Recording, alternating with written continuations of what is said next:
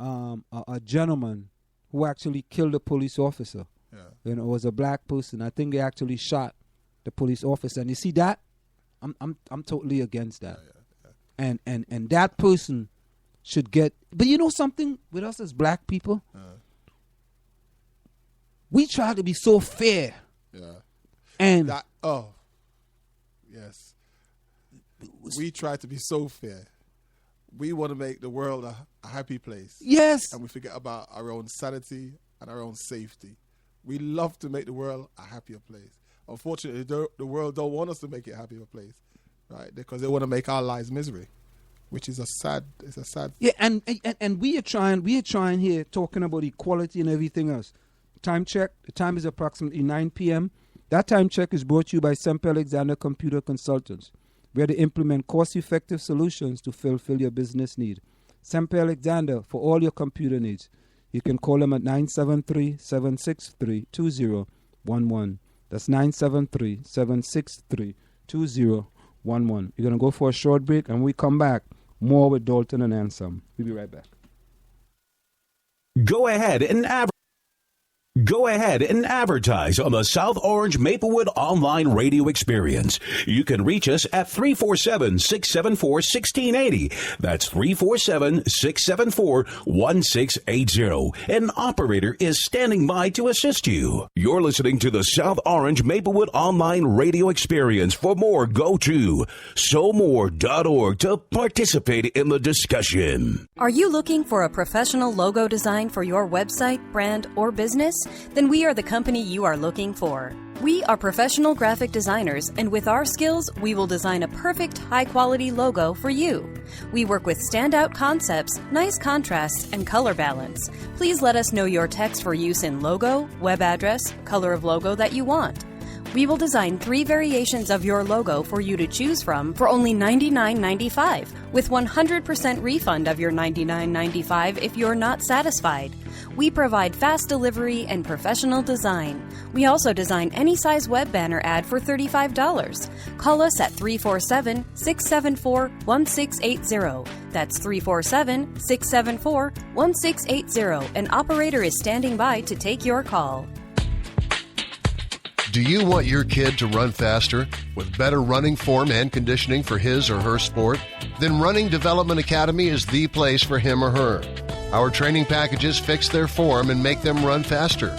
How about training to run a marathon or just run faster in your respective event? Maybe you just want to learn to run properly and lose weight in the process. Our trainers, a former 800 meters track Olympian and an 8 times world record holder in Masters Track and Field, will get you there. Don't delay. Sign up today at runningdevelopmentacademy.com or contact us at 973-868-1444. That's 973-868-1444 to learn more. Want to learn piano for kids? Then I recommend Wendy Goldstein School of Piano. Wendy Goldstein has been offering piano lessons since 1993 and teaches piano in a very natural way. An alumni of Manhattan School of Music, Wendy creates customized lesson plans for each student and helps bring music alive. Wendy provides you a convenient location, the best value, and the most fun way to learn piano. All ages are welcome, and the first lesson is always free. Have questions? Call Wendy at 201-207-5169. Do you want to advertise on the South Orange Maplewood online radio experience? You can reach us at 347-674-1680. That's 347-674-1680. An operator is standing by to assist you.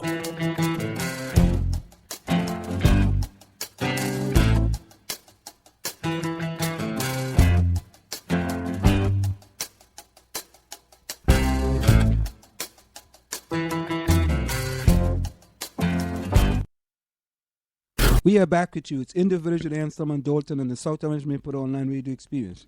Coming to you every Monday through Friday from 8 to 9:30 p.m. That's 8 to 9:30 p.m. You can reach us here at 973-327-3626. That's 973-327-3626. Now, Dalton, I want to play this audio here for you. This is our former mayor of New York talking that white cops are needed in the black community to protect, people that look like us. Okay. Let's take a listen. Now let's talk about the larger issue here that I think other communities may need to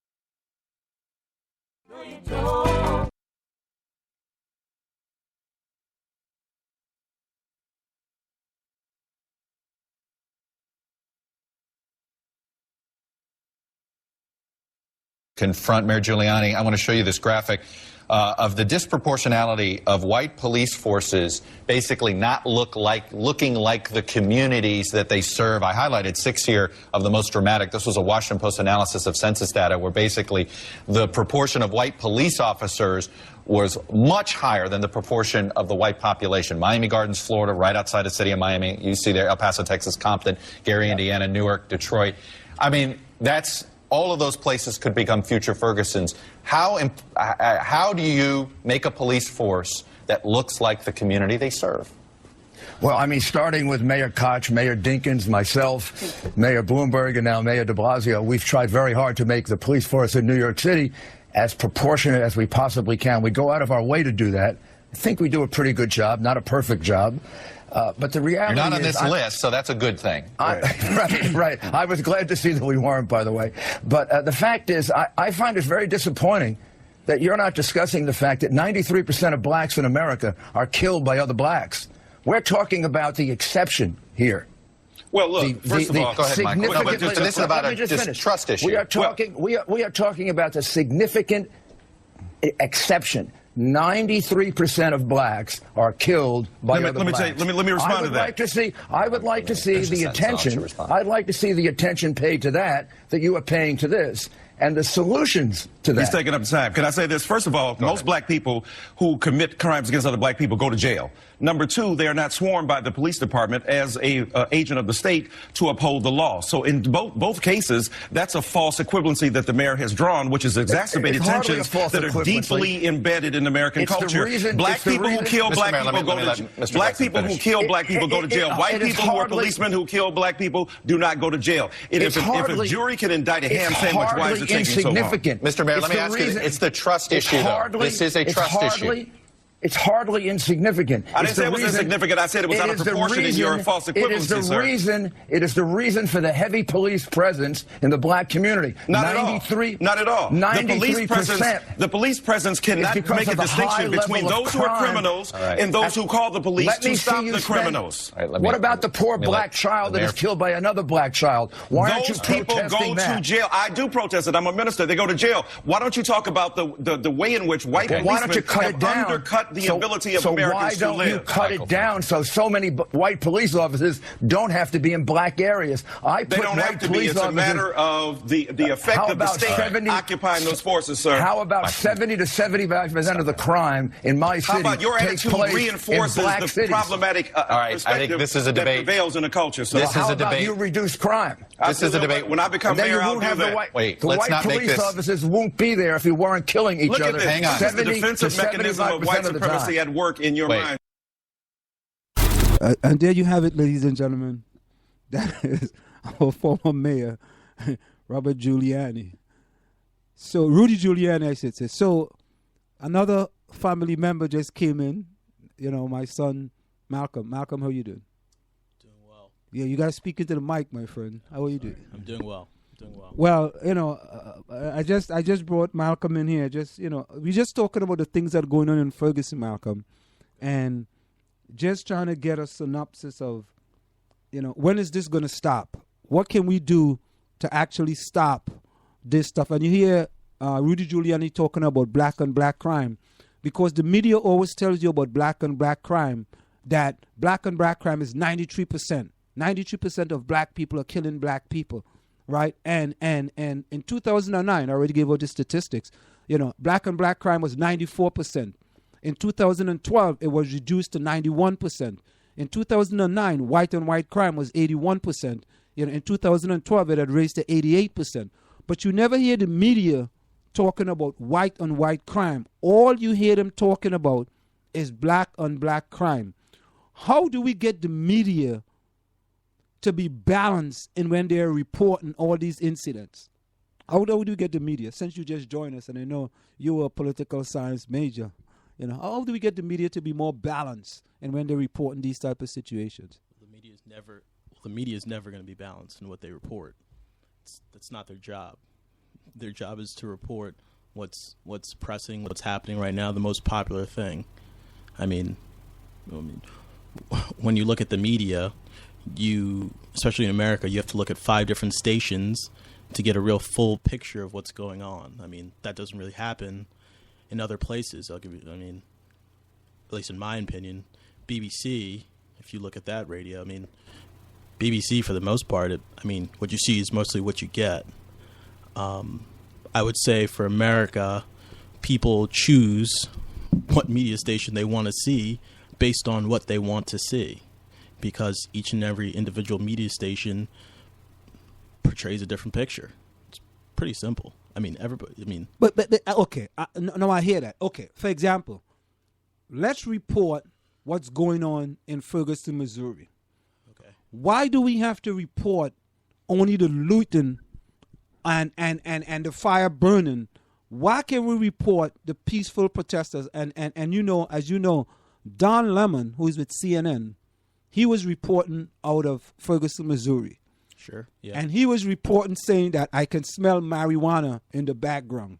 Okay. What does that have to do with the verdict? That you smell marijuana in the background. So a gentleman came on air and said FCNN. Okay. So why do you have to report? Why is this that you got to talk about the marijuana? Is that part of the story? It's not part of the story. But at the same time, it is part of the story because, it portrays something that, at this point in time, I feel people should know and understand that the media is really going to say and do what they please. And, you have 2 options. You can either watch and not think and let them think for you, or you can think for yourself and try and figure it out. But listen to this. And Dalton, you can come in here. When I'm watching the media, when I'm watching CNN, or I'm watching MSNBC, or I'm watching Fox, if they say something that resonates with me, I'm like, yes, you see, I knew it, and it reinforces whatever I believe. And if you listen to Fox, they're going to reinforce whatever you believe, right? Because if you talk to O'Reilly and you see Sean Hannity, right? They're going to reinforce certain things on Fox. All right. And if you're looking at it, they're just reinforcing in your mind what you already believe, even though it's incorrect, but you're getting that reinforcement. Now, if you look at BBC, it's a whole new ball game. Well, I would pose this counter question to you. Is it actually incorrect? It's not appropriate. Is what incorrect? Is it actually incorrect, their views? Yeah. Most of the times, it is. For example, if you're going to tell someone that 92% of the black on black crime is part of the problem that we have crime in the black community, that's not accurate. If stop and frisk, if like one kid was stopped over 100 times. So think about it this way. But what my point is that in saying is that actually incorrect? I guess it's more of like a philosophical thinking type of thing where you give a percentage of 93% and maybe that person actually believes that's the correct statistic, right? But what I'm saying is, does that make it correct? But why I say that is because if you get people to believe something is true, it can eventually become true.